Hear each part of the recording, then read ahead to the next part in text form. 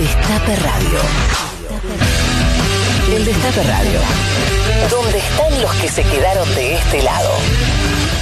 Estábamos hace tiempo intentando tener esta conversación con alguien que realmente teníamos muchas ganas de conversar, que es el expresidente de Ecuador, Rafael Correa, que está en línea con nosotros. Buen día, Rafael. Ari Lijalad y Roberto Navarro los saludamos. ¿Cómo le va? Hola, un abrazo a todos y un abrazo sobre todo a nuestra querida Argentina. Bueno. El orgullo es para mí estar aquí al aire. Muchas gracias por atendernos. Rafael, queremos hacerle muchas preguntas, pero quiero empezar preguntándole sobre cómo ha vivido estos últimos años de una realidad de gobiernos latinoamericanos que no tienen nada que ver con los que le tocó a usted convivir cuando era presidente. Mira, sin duda desgarra el corazón ver cómo esta gente, por su servilismo, por su entreguismo, por su falta de visión, destruyen sueños colectivos históricos, ¿no? Como por ejemplo UNASUR, y se entregan a Alianza del Pacífico y cosas así, que no buscan construir una patria grande, sino solo un gran mercado. Destroza ver cómo destruyen nuestros países. El caso de Ecuador es terrible, ¿no? Y cómo es tan fácil destruir lo que costó tanto construir.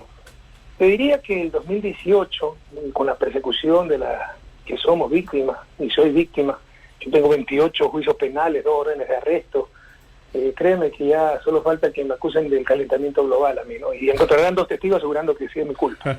Pero sí, el 2018 fue muy duro, cuestiones familiares también, ¿no? Mi hija tuvo un grave accidente, mi suegra falleció, fue muy duro.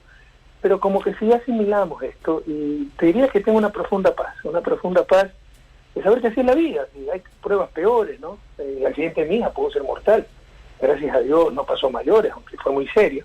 Entonces tú sabes relativizar las cosas, yo he tenido una vida bastante dura, y tienes la profunda paz interior de decir, bueno, hice todo lo que pude por mi pueblo, y le toca a mi pueblo darse cuenta de lo que está pasando, y se está dando cuenta, como se está dando cuenta el pueblo argentino. Correa, que aquí en Argentina hemos visto atrás de la persecución sobre la oposición y sobre todo a las fuerzas populares, la mano de Estados Unidos en una alianza con la élite nacional. ¿Usted ha visto ese mismo comportamiento en otros países? ¿Son esos los protagonistas, los armadores de la persecución? Sin duda, es una estrategia regional, el lawfare. Como no nos pueden vencer en las urnas, la guerra jurídica, lawfare significa guerra jurídica, la judicialización de la política. No puede ser coincidencia, es imposible que lo mismo le pase a Lula, lo mismo le pase a Cristina, lo mismo nos pase a nosotros, le va a pasar a Evo Morales si no gana las elecciones, que yo creo que las va a ganar, le pasaría a Nicolás Maduro. Entonces, eso no es casualidad, es una estrategia muy bien pensada, largo tiempo preparada. Hay que reconocer que los gringos son pacientes y son inteligentes. Siempre han tenido la prensa burguesa, porque tú sabes que nuestras élites hablan español pero piensan en inglés cuando piensan, y la prensa pertenece a esas élites que están ahí no para defender la democracia, como siempre nos dicen, para robarnos la democracia, porque no hay democracia sin información, y lo que nos dan es manipulación, son el nuevo opio de nuestro pueblo. Quiero hacer una corrección, dije en una entrevista radial pasada que lo dijo Mao por lo de opio, me confundí, el absurdo que lo digo Marx. El nuevo opio de nuestro pueblo, estoy parafraseando a Mao, el nuevo opio de nuestro pueblo es esa prensa. Entonces no es casualidad, ellos ya tenían siempre la prensa, y lo que hicieron fue empezar a infiltrar nuestro sistema de justicia. Con reformas no adaptadas a nuestro medio, por ejemplo la cooperación eficaz. Tienes un tipo que lo metes preso, culpable o inocente, lo amenazas con 40 años de prisión, a no ser de que acusa a Correa, a Cristina, a Lula, y le rebajan la pena a 4 meses. Ese tipo, en esa desesperación, acusa hasta a su mamá, hasta a sus progenitores. Pero no es suficiente el testimonio, hay que tener pruebas de ese testimonio, nunca llegan a ese paso. Y meten preso a Lula, a mi vicepresidente, me sacan órdenes de prisión a mí, etcétera. Entonces, han infiltrado nuestro sistema de justicia, fiscales preparados en Estados Unidos que han trabajado con la DEA, becas para nuestros jueces, las visas, que es una forma de premio o castigo. Entonces, esa unión del poder mediático con la cooptación de la justicia es lo que produce el lawfare. Te linchan en la prensa, y lo que hacen ya los jueces es copiar lo que te dijo la prensa, ¿no? Los titulares, no se resuelven los juicios en los tribunales, sino en los titulares. Y el fin último, porque por ejemplo acá en Argentina, y lo estamos viendo en Brasil, hay un deterioro de los derechos, un retroceso en materia de derechos que en algunos casos, supera el medio siglo, como ir por la indemnización, tratar de abolir el aguinaldo. Mira, a mí me gusta ser optimista y creo que soy un optimista por naturaleza, pero también soy bien realista, ¿no? Y algunas veces es cierto, el tango Cambalache, Enrique Santos Discípulo, ¿no? Aplicado al siglo XXI. El mundo fue y será una porquería. Y con la ayuda de los medios de comunicación, por ejemplo, tú le preguntas a cualquier latinoamericano, a los pobres de mi país, solo el 6% de la fuerza laboral de mi país paga impuestos a la renta. Pero tú le preguntas a un pobre en mi país si hay muchos impuestos y te va a decir que sí, porque eso le contó la prensa, que pertenece a los ricos que no les gusta pagar impuestos. Y sin impuestos no hay educación pública, no hay salud pública, etcétera. Ahora nos quieren convencer que el problema es el ser humano, que nuestros trabajadores ganan mucho y comen demasiado. Y al mismo tiempo, y te doy el caso de Ecuador, no conozco en detalle el caso, en este aspecto, el caso argentino, estamos en recesión, pero están rompiendo récord en utilidades los bancos. El año pasado lograron más de 500 millones de dólares. Hubo bancos que aumentaron sus utilidades. La economía el año pasado, 2018, creció 1%, los salarios 3%. En promedio, la utilidad de la banca creció 40% y hubo bancos cuya utilidad creció más del 70%. El más grande del país, que sostiene al gobierno, que tiene canales de televisión también, sus utilidades crecieron más del 70%. Pero el problema no es el alto costo del crédito, el problema es que nuestra gente come demasiado y se busca la flexibilidad laboral, bajar salarios reales, y te bombardea con eso la prensa. Y lo que es pura política y explotación y abuso, y gobernar en función de ciertos intereses, la gente lo toma como si fuera técnico. Eso no tiene nada de técnico. La política económica es eso, política. Y claro, no todo se puede hacer en economía, pero tampoco se tiene que hacer lo mismo en lo peor. Claro. Básicamente, la política refleja quiénes están en el poder. Y cuando aplastan a los trabajadores y defienden el gran capital, es claro que en el poder no está la mayoría del pueblo argentino, ecuatoriano, latinoamericano, sino los banqueros, los empresarios, las élites de siempre. Rafael, ¿y qué hacer? O sea, porque ahora hay, por ejemplo, en la Argentina posibilidad de que gane, cierta, Alberto Fernández. ¿Qué hacer con los medios y qué hacer con la justicia? Bueno, en primer lugar, un eslogan muy lindo, los argentinos son muy ocurridos, son geniales. El momento de votar, no hagas caso a lo que dice la televisión, sino a lo que dice, usted le llaman la nevera. Sí. Entonces, pensar cuándo vivían mejor. Pero de todos modos vienen tiempos duros, Alberto y Cristina. Entonces tienen que tener paciencia. Y sobre todo entender que nada estuviera ocurrido, ni en Argentina. Perdóname, Scioli no perdió contra Cambiemos, perdió contra Clarín. Nos han robado la democracia. Son actores políticos descarados. Entender que nada estuviera podido pasar, ni en Brasil, ni en Ecuador, si no hubiera sido por los medios de comunicación. Que no creerle nada a los medios de comunicación. Buscar informarse y a la vez formarse también. Porque el otro problema, no solo que no tenemos adecuada información, sino que por la falta de buena educación para grandes mayorías no hay capacidad crítica. Ya te dicen cualquier barbaridad. 70.000 millones en corrupción dijeron en Ecuador. 70.000 millones es el promedio de PIB que tuvimos en los 10 años. O sea, 100% se fue en corrupción, es imposible. Pues la gente, primero, no tiene la información y segundo, no tiene la formación para criticar eso y para pedir pruebas, ¿no? Entonces, a tener paciencia, porque Alberto y Cristina van a gobernar para grandes mayorías, pero va a tomar tiempo por la destrucción que han hecho Argentina. Y segundo, no creerle nada en los medios. Eso es lo inmediato. Lo inmediato, o sea, sí, yo creo que hay un desafío planetario, no solo latinoamericano, es reformar los medios de comunicación. Mientras los medios de comunicación sigan siendo máquinas de manipulación, no habrá verdadera democracia. No es que apuntan a la democracia, nos roban la democracia. Y desde que se inventó la imprenta, la libertad de prensa y la voluntad del dueño de la imprenta. Entonces eso pasa por cambiar la propiedad de los medios de comunicación a propiedad pública, con control ciudadano, propiedad comunitaria, pero no el fin de lucro, además que ni siquiera son rentables. Lo que buscan es el poder que dan los medios de comunicación. Mira, a mí me interesa mucho este tema, estoy escribiendo, podríamos hablar 2 horas de esto, ¿no? En lo inmediato te insisto no creerle, ser muy escéptico con esos medios de comunicación burgueses, pero se necesita una reforma planetaria, porque el problema es planetario, claro, es mucho más grave en regiones como América Latina, que tiene que buscar reformar la forma de propiedad, la forma de comunicación, de los medios de comunicación, la forma de comunicar en una sociedad moderna. Si no, vamos a seguir siendo presas, prisioneros, rehenes de esa prensa propiedad de las élites. ¿Vos pensás que aquí Alberto y Cristina deberían buscar algún tipo de regulación con la prensa, algún tipo de marco regulatorio? Bueno, sí, con la ley de comunicación que estos sinvergüenzas pararon en Ecuador. O sea, no la derogaron porque era orden constitucional, pero le quitaron lo esencial, ¿no? Es como decir, vamos a andar en bicicleta y te quitaron la bicicleta. Pero claro, no, de todos modos está el título. O sea, entonces volver a retomar que además no eran leyes de medios, eran de comunicación, se ponían salarios básicos para el fotógrafo, el camarógrafo, el reportero, exigencias académicas. Perdóname, tú no te vas a operar de un médico que no tiene título de cirujano. O sea, ¿cómo te permite que te dé noticias a alguien que no tiene el título profesional de periodista? O sea, te puede hacer pedazos, si es deshonesto, si no tiene la ética, los fines deontológicos del periodismo. Entonces, en ciertos sectores, no digo en todos, hay que exigir ese título. Todo eso decía la ley de comunicación. Y obviamente defender los derechos no del gobierno, ciudadanos. El derecho a la defensa, que antes lo hacían, te lo daban si le daba la gana.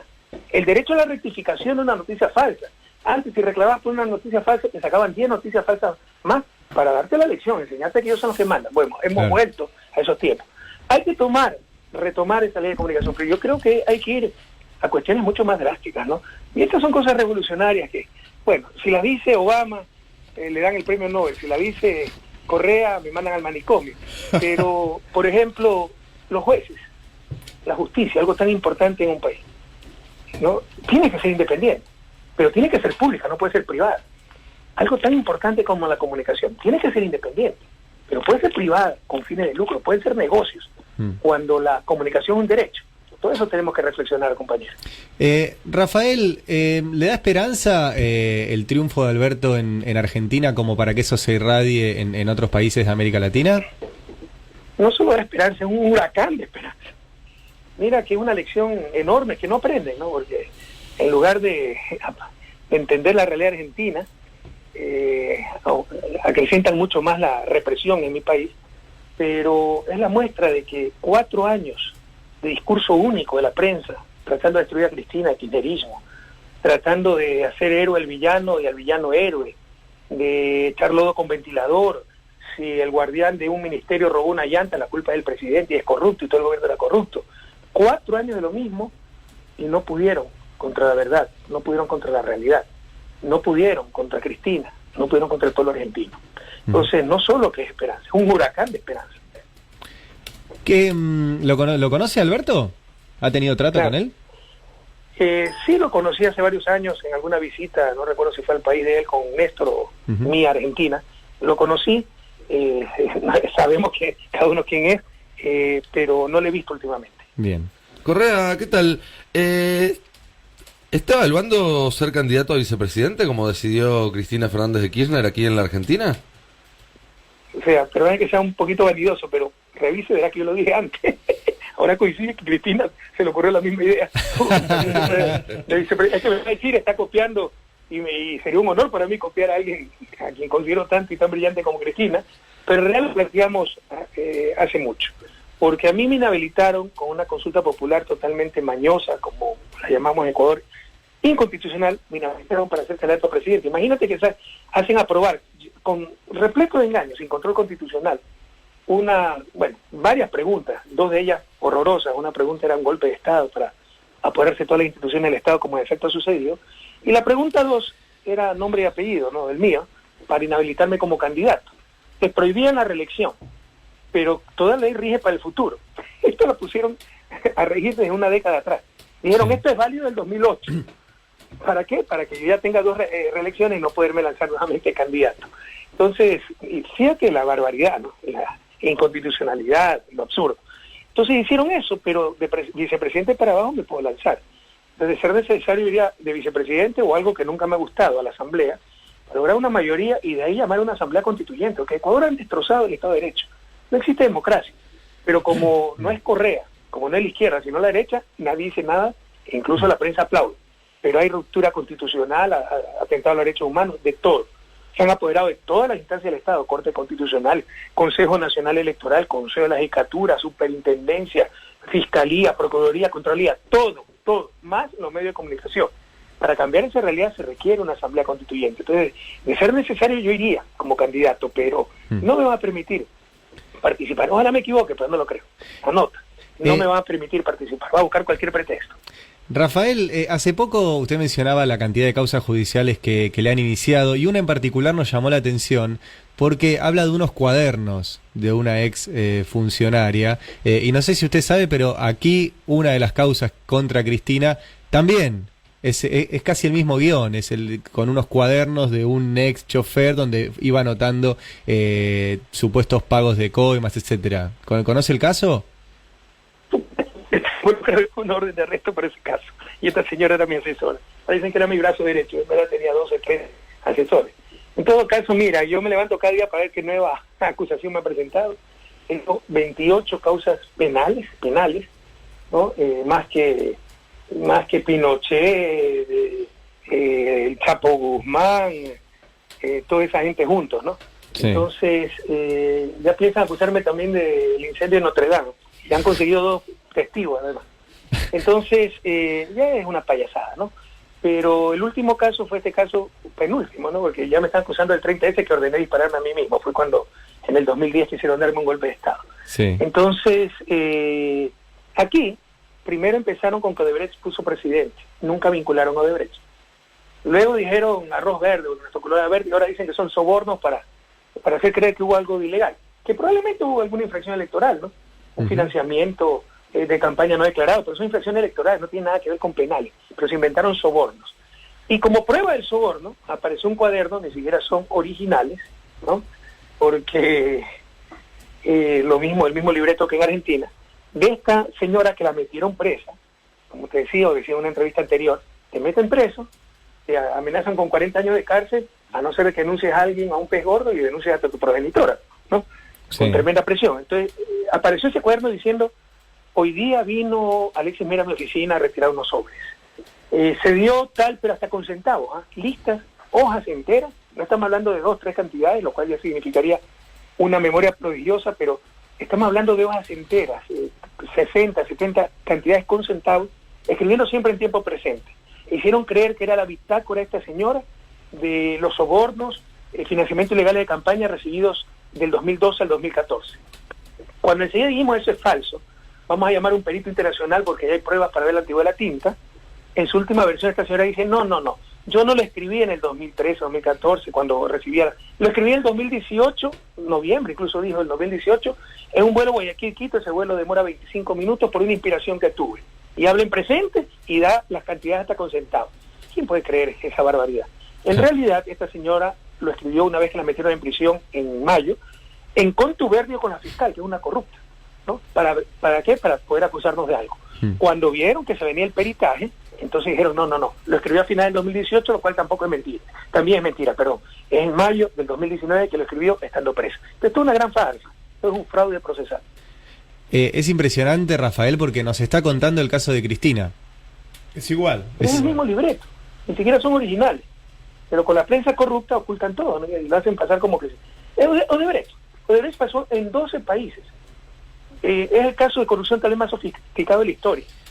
El propio FBI dijo que si las delaciones hubiera demorado 100 años en descubrir la corrupción. Pero en cada país te hacen creer, o sea, si les conviene a la prensa, todo fue culpa del gobierno, que era cómplice, que todos somos corruptos. Yo no conozco a nadie de Odebrecht, me caía mal Odebrecht, por diferentes factores, ¿no? Nunca vi a alguien de Odebrecht, al menos en mi oficina, no sé si en alguna hora. Jamás lo recibí, nada. Pero ahora resulta que soy cómplice de Odebrecht, porque eso vende, ¿no? Como el marketing de la corrupción, porque hacen de esto un marketing, ¿no? La lucha contra la corrupción, todo es un show. Entonces, te decía que ni siquiera son originales, pero con la prensa te diversan cualquier cosa. ¿Y usted piensa que, por ejemplo, tomando el caso argentino, en donde hay un triunfo tan amplio, se espera que gane por más del 50%, esa fuerza popular, esa fuerza política puede derrotar a este Lofer? Por supuesto, desde el poder se puede hacer mucho más, ¿no? Y eso es una lástima lo que te digo. Por ejemplo, una de las grandes críticas de la prensa corrupta en mi país, que son, en verdad, sicarios de tinta y sicarios con micrófono, ¿no? Mira, si yo declaraba una campaña contra el dengue, contra el paludismo, la prensa defendía a los mosquitos, creen. O sea, ya era irracional, que el anticorrismo descerebra. Entonces es destruir por destruir, es con tal de hacerle contra a Correa. Entonces, yo hice una reforma judicial aprobada en consulta popular, muy importante, donde los jueces empezaron por primera vez en su vida a ganar por concurso, no por argollas. Pregúntale a los jueces. Yo no conozco a un juez de la Corte Nacional, pero le hicieron creer al pueblo ecuatoriano que habíamos puesto los jueces a dedo, que yo dominaba la justicia. Entonces, ahora eso le sirve de argumento ante esta persecución, cuando decimos los jueces no están actuando bien, pero si son los jueces que usted mismo pudo. Si yo los hubiera puesto, no estaría sufriendo lo que estoy sufriendo. Pero además, no pueden ser buenos jueces en condiciones normales, pero cuando tienes la presión política, cuando tienes el linchamiento mediático, los jueces son seres humanos, pues se mueren de miedo, y no estás en Suiza, ¿qué garantías tienen? Entonces, si es que no hacen lo que dicen los titulares de los medios, ya ha pasado. Jueces que han actuado en derecho y la misma fiscal les han mandado a investigar, les han revisado cuentas, los periódicos les han sacado su vida personal, todo, destrozarlo, aplastarlo. Entonces, claro, un juez honesto tiene que hacer lo correcto ante cualquier costo. Pero bueno, tampoco se puede pedir todo del promedio de juez latinoamericano, ¿no? Entonces, ceden los jueces. Pese a que en circunstancias normales podrían ser buenos jueces. Si es que gana Cristina, si es que ganan gobiernos honestos, esa presión sobre la justicia puede parar y puede volver a ser independiente y todo cambia.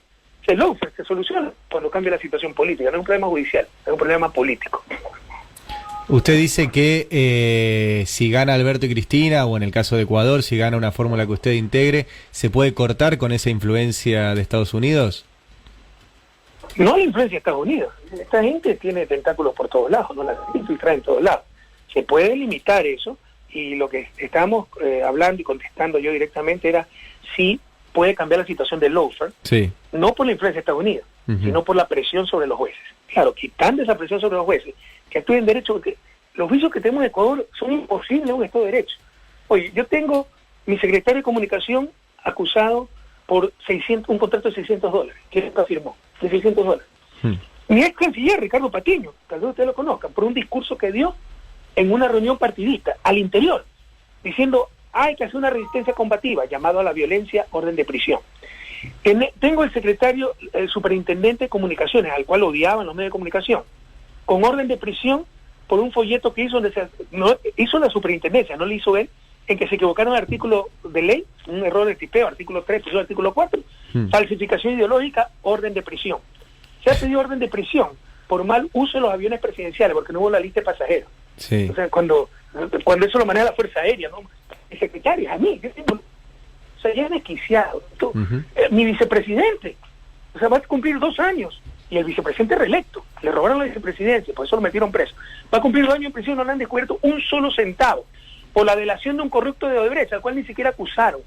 O sea, ya es descabellado.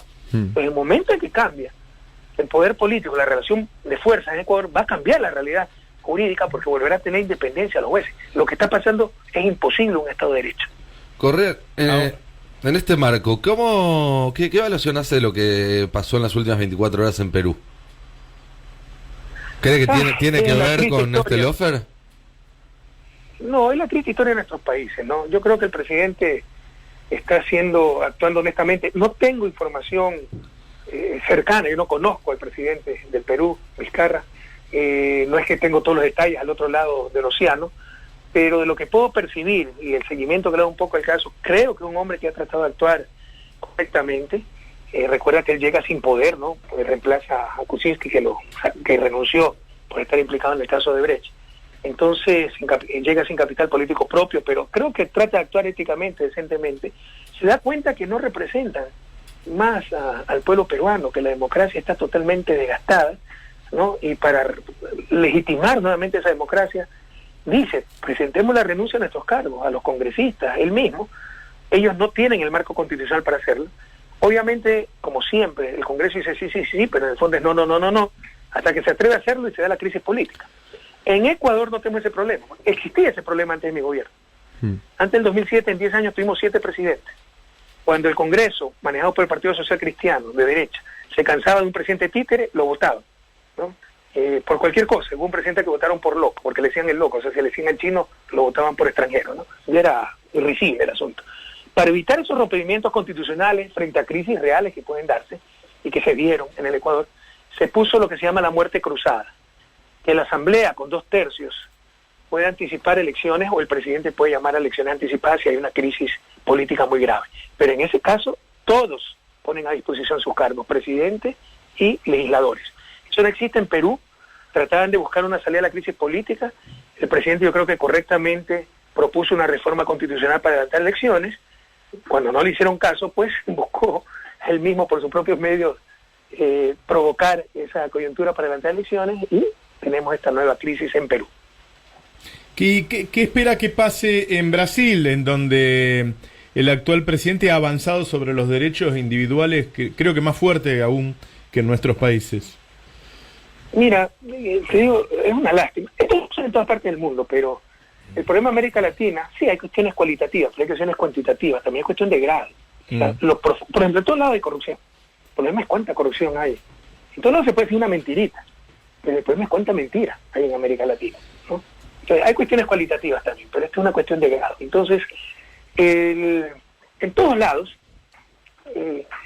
en supuestas democracias, los demás del pueblo, son fundamentales los factores reales para sostener un gobierno. Es decir, la prensa, Fuerzas Armadas, el capital financiero, los bancos, los poderes económicos, la propia iglesia. Son factores reales de poder que te pueden manejar, mantener o tumbar un gobierno. Pero siempre la gente tiene algo que decir. El problema es que nuestra región ya perdió la gente esa capacidad. Todo depende de esos factores reales de poder. Entonces Bolsonaro puede ser el más grande troglodita, pero si tiene el apoyo de grupos de poder, por ejemplo los militares, seguirá ahí, pues. Pese a que llega al 8 o 9% de apoyo popular, a que siga abriendo la boca para mostrar cuán profunda es su ignorancia y su fascismo. Entonces hemos perdido la democracia. Uno de los desafíos de arriba es recuperar la democracia, el gobierno del pueblo y para el pueblo, y los gobiernos de la prensa, los grupos de poder, potencias extranjeras, lo que te decía, los factores reales de poder, que siempre van a influenciar, siempre van a ser factores, pero no debería ser factor determinante, o único al menos en una democracia. Hoy parece que es lo único. No importa que no tengan apoyo popular, no importa que no gobiernen en función de la gran mayoría, importa que tengan el apoyo de esos factores reales de poder, y eso es muy grave, muy grave. Correa, ¿cómo ve el futuro inmediato de Latinoamérica? Mira, yo soy un optimista por naturaleza, pero con los pies bien puestos sobre la tierra, ¿no? Lo de Argentina, te decía, es un huracán de esperanza. Hemos tenido retrocesos graves, pero yo creo que son temporales. Yo creo que esta gente, pese a su poder, pese a su maldad, y no me gusta ser maniqueísta, no me gusta dividir el mundo en buenos y males. Yo creo que el tipo más noble puede ser capaz de la peor villanía y el mayor villano puede ser capaz de la mayor nobleza. Entonces debemos estar atentos. No hay el noble puro, es muy raro, y el villano puro. No somos seres humanos. Pero créeme que en esto sí, si tú te encuentras con tanta maldad, con tanto loco. Yo divido en tres categorías la gente que está destruyendo mi país, y creo que lo mismo puede aplicarse a Argentina. Los que odian, y el odio es irracional. Hicimos en Ecuador el anticorrismo de cerebro. Porque en verdad, periodistas que odian, como la nata en Argentina, ¿no? Opositores que odian, ya pierden la razón, ya dicen tal estupidez. A mí me estaba acusando por el 30S cuando casi me matan, prácticamente de que yo ordené disparar contra mí mismo. O sea, ya es irracional. Entonces, están los que odian, están los que temen. Ya el miedo es tan irracional, sí. Le tenemos a Correa porque si viene nos barre. Así que hay que pedirle que sea presidente. ¿Ya? Y están los amorales. Lo que para ellos, yo los llamo, practican la ludopatía política. Es un juego la política. Cuánto ganar, de acuerdo a coyuntura, yo soy más sabido que el resto. Y aunque sé que después voy a perder, y sobre todo, sé que el país se inmoviliza con esos jueguitos políticos de quién gana, quién pierde, de acuerdo a la coyuntura, pero solo eso. Entonces mañana probablemente, después de haberme insultado, perseguido, me llamarán para llegar a un acuerdo, porque ya ven que van a cambiar los vientos, ¿no? Entonces, bueno, esta gente nos ha hecho mucho daño, tío. No me gusta ser maniqueísta, pero yo soy muy optimista del futuro. Creo que no podrán cambiar el curso de la historia. Nuestros pueblos ya vivieron lo que ellos fueron. No logramos hacer todo, logramos hacer mucho, esa es otra cosa, ¿no? Antes a los gobiernos les exigían por qué no hicieron algo, a nosotros nos decían por qué no hicimos todo. Hicimos mucho. América Latina no ha tenido una época de mayor prosperidad, justicia, dignidad, unión, que del 2002 al 2014, 90 millones de latinoamericanos salieron de la pobreza. 20 millones ya regresaron a esa pobreza, 2 años de restauración conservadora. Algunos cuantos en Argentina, donde le ha subido 6, 7 puntos la pobreza desde que llegó el gobierno de Cambiemos, lo cual es una verdadera vergüenza. O sea, hay que ser artista para aumentar la pobreza en un país tan rico naturalmente como Argentina, con tantos alimentos, etcétera. Entonces, yo tengo fe de que se retomará el camino del progresismo, de la justicia, de la dignidad. Lo que indigna es ver cuánto tiempo nos hacen perder, como que si no hemos perdido suficiente tiempo. 2 siglos hemos perdido para el desarrollo. Lo que indigna es el daño que hace, el costo que generan para dar cada paso obvio, lógico, y obviamente que no está en sus códigos éticos, morales, porque les interesan otras cosas y no el progreso de nuestros pueblos. Correa, en las últimas semanas tomó la agenda mundial el reclamo por el medio ambiente de la mano de esta joven sueca Greta Thunberg. En Ecuador, junto con Bolivia, la década pasada fueron pioneros en considerar a la naturaleza, al planeta Tierra, un sujeto de derechos. ¿Qué evaluación hace de todo este proceso que está dando a nivel global de toma de conciencia y de estos emergentes nuevos que surgen en temas ecológicos? Mucho ruido y pocas nueces. Perdóname que sea muy directo, pero Trasímaco en los diálogos de Platón, hace más de 2000 años, decía: la justicia es tan solo la conveniencia del más fuerte, sobre todo la justicia internacional. Entonces, como la conveniencia del más fuerte es seguir contaminando gratuitamente, no habrá justicia ambiental.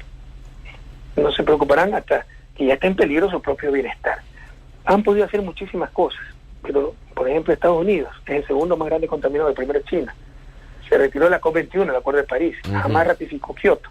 Entonces puede seguir hablando lo que sea, pero obras son amores. En los hechos hay muy pocos avances, hay grandes contradicciones. Por ejemplo, el conocimiento es un bien público básico para el desarrollo. Sin conocimiento no alcanzaremos el desarrollo, sin ciencia y tecnología. Que yo utilice un software no implica que tú no lo utilices, lo que se llama no hay rivalidad en el consumo, por eso se llama bien público. Porque si yo tengo una idea y tú tienes una idea y la intercambiamos, los dos acabamos con dos ideas. ¿Sí? Si tengo una manzana y tú tienes otra manzana y intercambiamos, seguimos teniendo una manzana. O sea, el conocimiento se acumula, no tiene rivalidad en el consumo. Debería ser entonces de libre acceso, porque si ya está producido, mientras más gente accede a ese conocimiento, más bienestar social. Eso sí privatiza. Dicen que es para incentivar la producción de conocimiento. Mentira, hay otra forma de gestionar el conocimiento, es para defender los intereses del gran capital, de grandes transnacionales que generan parte de ese conocimiento. Por el contrario, la naturaleza sí se consume, los bienes públicos globales sí se afectan. Mientras más contaminen, las siguientes generaciones tendrán menos recursos naturales, menos paisaje, menos aire limpio, etcétera. Ahí se tendría que poner barreras institucionales como hacen en el caso del conocimiento. Tú puedes copiar el software, técnicamente es posible. Claro. El problema es que si lo haces y te agarran, en algunos países hasta te meten preso, en otros países te hacen pagar multa. ¿Por qué no se hace lo mismo por el medio ambiente? Porque ellos no son pues los que producen los bienes ambientales, somos los países pobres, los países en vías de desarrollo. Entonces, toda una gran hipocresía, todo en función de la conveniencia del más fuerte, y nos hacen aceptar tonterías, ¿no? Contra nuestros propios intereses, haciéndonos creer que es avance institucional. Por ejemplo, patentes.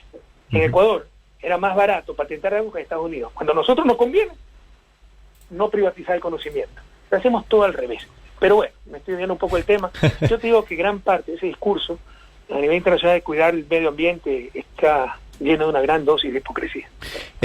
Rafael, le queremos agradecer mucho por habernos brindado este tiempo. Solo agregarle una cosita, esto que usted habla de los medios y crear nuevos medios, le agradecemos que nos haya brindado aquí en el Destape la entrevista, porque este es un medio financiado por suscriptores. ¿Sí? O sea que no dependemos como los grandes medios de las empresas que pongan publicidad y otro tipo de capitales, sino solamente financiado por el aporte que hacen más de 25.000 personas, y con eso sostenemos un portal, una radio, un programa de televisión, y es realmente importante tenerlo a usted para poder conversar de esta forma. Así que bueno, muchas gracias por atendernos.